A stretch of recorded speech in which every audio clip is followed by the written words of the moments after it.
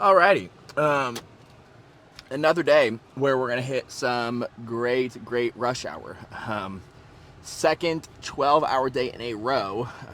Unfortunately, though, yesterday I was able to get a workout in midday, so I was here for 12 hours, working for 10 and a half. We were in the field all day, so we were at the range. The guys were getting some practice with the M17, just the handgun pistol. So we were in the field all day. So I did not get to work out. So this was just 12 hours straight. Was planning to hop in the van and come back while they just finished up. But our finish up time was 5 rounds each. So that took all of 10 minutes. Then we had to wait for the bus to get back for us. Then I had to wait for the truck to come back with our rowers.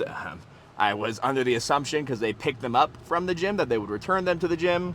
That was not the case. They were left outside the company. With no notice. So luckily I walked over there to go check, because it had been like 30 minutes of the truck parked, and then the truck drove away. I'm like, okay, where's the truck going? So got over there, had to drag them back about a quarter mile across a lot of rubble. So hopefully they're still in good condition. Otherwise, that's on my hand receipt, so that's $1,000 a piece if there is any issues with them. But yeah, so we have had a couple long days. So I'm going to take a big old fucking 4-hour break midday tomorrow. Maybe go home. We'll see what I end up doing, if I even end up taking that break. I enjoy working and I enjoy my job, so unfortunately, I usually work well over my 40 hours a week. But this is going to be a quick one, because I, right prior to this, stuffed my face, because I had eaten all day, because I did not plan to be at the range for 8 hours. So stuffed my face with about 1,500 calories in like 5 minutes. Grabbed the rowers, got to work out there, carried them up some stairs, and now I am trying to sprint home and not work for the rest of the night, which is very surprising for me. I'm going to not do any of my homework and just do that tomorrow. Probably during my 4-hour break, so it's not even going to be a break. Get my homework done tomorrow. No Power and Grace programming to do tonight. Maybe make another post. We'll see, though. I don't really have the ambition to do that, though. But also didn't have that to make this video. But here we are. And this is kind of a segue. Not really. So intent is everything. So your intent behind what you do is going to drive the actual adaptation, the actual change in your body. Your intent is going to drive your adaptation. So when we look at easy example is plyometrics or sprinting. If you want to get faster, you need to train fast. You need to be up near that top, like 95+% of your max speed to be able to get faster. You need to constantly touch those higher speeds. So let's say a very easy example. If you've ever been in a CrossFit gym and they have med ball slams, you're going to watch some people who look like they're trying to break the fucking concrete with the med ball. You're going to see other people who go overhead and then they just kind of let go of it and just let gravity do its thing. Same exercise. Two very different things are happening visually, but also to the body. The adaptation that is going to occur between those two is very different. So when we are doing that med ball slam, when we are trying to actually break through the ground, the intent there is maximal effort, maximal force, maximal power, maximal everything. We're trying to give 100% max intent behind each rep. Because of that, we're going to get some good adaptations. We're going to become more powerful. We're going to become faster. We're going to become a little bit stronger at the given task, at least. Because the intent is there. In order to get faster, to get more powerful, you need to train near those top ends of max speed and max power.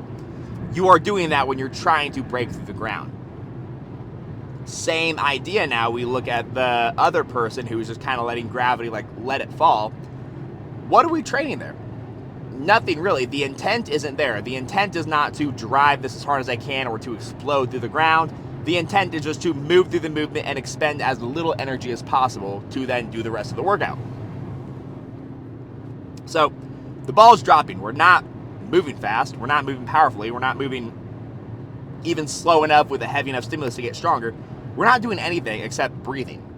And if that's the focus, well, all right, you have an argument there that you're doing that for cardio, but there's a lot better things you could be doing for cardio than med ball slams. Like, just hop on a fucking bike. You're going to get a lot more out of a bike than you will med ball slams, because you can't just fucking med ball slam all day. You're going to either redline or be way too low. You can't maintain like a steady beat. That's what the bike is going to be for. So doing it like that is just kind of a stupid idea, honestly. So how you actually go about things and how you are attacking things in your mind is going to drive the adaptations you get. So another example for that is like a no contact snatch. So I add those in a lot during comp prep to really focus on driving as upright as we can while we're practicing with those main movements. A lot of the times I hear the lighter reps are very easy to no contact. Once we get to those heavier, like 80% reps, my athletes still end up making some contact. Now, this is where intent comes into play. Because if your goal is, this is just fucking heavy, I just need to get it overhead, however, and you make contact because of that, all right, you're just being lazy. Like, let's do the fucking lift that we're trying to do here, get out of this what we need. So you're not making much adaptation in terms of being vertical and pulling under. However, if our goal is to not make contact, to drive as upright as we can, and we end up making contact, that's all right. And now we are getting that intent. We are making that progress. Ooh, there's a fucking tire shredded and that person's slowing down. That's not good. If we are trying to maximize that intent of going upright and driving upwards, but we still make a little contact, that is not an issue. Ooh, and I just drove a little piece that got hit at me.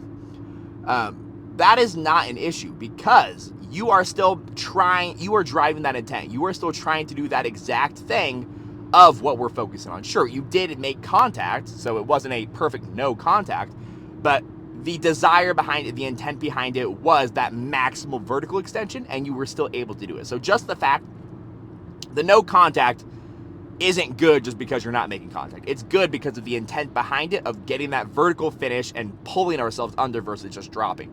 Whether we actually make contact or not doesn't really matter. Again, the goal is no contact to help drive that. But if we don't do it, then we don't do it. It's not too bad. Whew, that's where the tire came from. This car in front of me has got a fucking, I think, spare tire under the car, and it looks shredded as fuck. They definitely ran over something.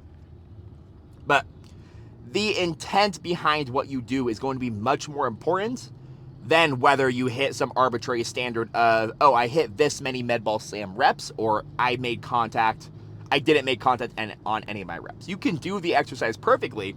Like in both examples of that med ball, you are completing the task of getting your 10 reps done. You're going about it, though, a very different way, and the adaptations you get are going to be very, very different. Same thing with those no contact snatches. You are going about it a very, very different way, and you are getting very, very different adaptations from it. Same idea like if we're talking about squats. If you are standing up just nice and slow from your squats, all right, you're definitely going to get stronger. You're definitely going to get a lot out of it. But if you are trying to maximally stand up as fast as you can, as explosively as you can, so you're standing up that squat and it's bouncing off your back a little bit, you're probably going to get you will get a little more explosive power benefit from it because you're standing up that heavy weight with that maximal intent behind it. So at the end of the day, it's really stop going through the motions of your lift and just getting the work done. Make sure you actually have an intent behind everything, a goal behind everything you're doing, and putting that 100% effort into it.